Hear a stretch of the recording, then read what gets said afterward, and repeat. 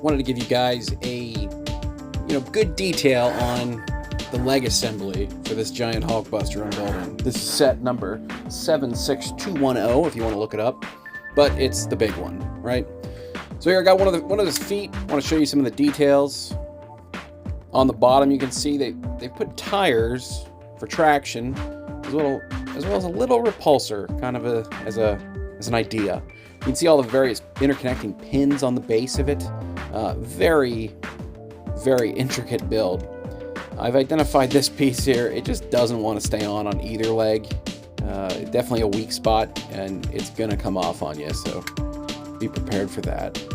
It's supposed to actually be kind of pulled back. It's on two hinges, and it's not easy to adjust it because it comes right off when you do it. So you can see I'm struggling here, but there you go. That's how it goes. Gold on the sides, lots of great drum lacquered pieces as kind of detail. And here's a minifig for scale. This thing is honking big.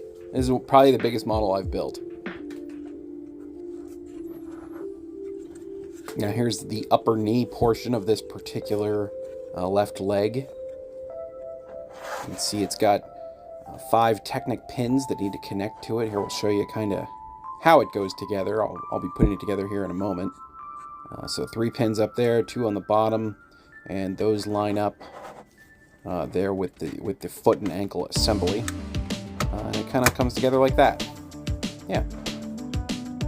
Now, as far as that assembly was concerned, very Brickheads-esque, where you're building kind of the studs facing out, was probably my least favorite part of the build so far. But it was short, and you get that kind of solid brick. You figure this thing's going to be holding a lot of weight. So now we're at 5 times speed, just showing you the various extra details after you connect the ankle and kind of the knee assembly together. You put on some kind of covering, and that gives you the final pieces of that lower leg assembly. You also notice I'm kind of doing this. I've done this out of order.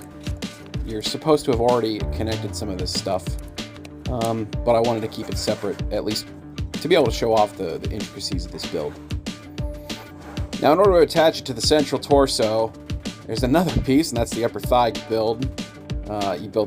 This was built a while back, probably 7 bags ago, and it's connected via 4 Technic pins and then 2 longer pins kind of guiding them through. So that's how it's meant to go together. The legs are just as tall as the freaking torso. As you can see, I really don't have room to show it off, and they get fed in through here. I'll show you in better detail. I'm just kind of mocking it up here. That's how it's kind of going to look. And it's connected with 2 red Technic pins that go through it. Now, according to the instructions, I should have already attached that upper thigh piece. But like I said, I wanted to keep them separate to show off the intricacies. But it's also, I'm going to run into trouble because of that. Here, we'll speed this up and show you as I struggle with this just very large build here in my little build studio I have set up. Kind of hard to maneuver. They come in like that, and as you can see, you attach the pins through there. You really got to line up the 2 pins. Have a little difficulty. We reset, and here we'll speed up to where I actually have it. And there you go. That's how they get attached. So that's where all that weight's kind of hanging on there. We'll do the same for the other side. I had already built some of the fascia on the front of it, so that's why I have to install the pins from the back. You could have installed them from the front, which probably arguably would have been a little easier, but I wanted to be able to show it off, so it made the work a little harder. So here's what it looks like with the upper thigh pieces kind of installed there. Now we'll try to put the legs on here. We'll zoom out, show you just so we can really get the real scale, how big this guy is. And we're going to have to line them up like this, and they'll attach there that I showed you previously.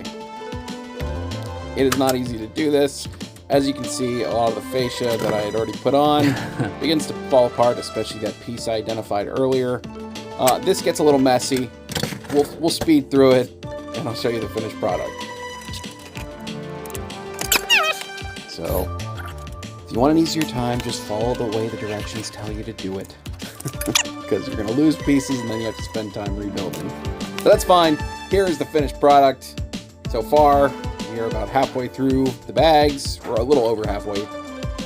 And just a gigantic model. I can't get over this. You see, we'll be adding detail there on the upper parts of the legs. There, I'd point out those exposed pins or exposed pinholes. Yeah, we'll be filling those up and building those up before we move on to the third and final book that covers the upper part of the chest and the arms. So, just an incredible model so far. I hope you're enjoying seeing me put this together.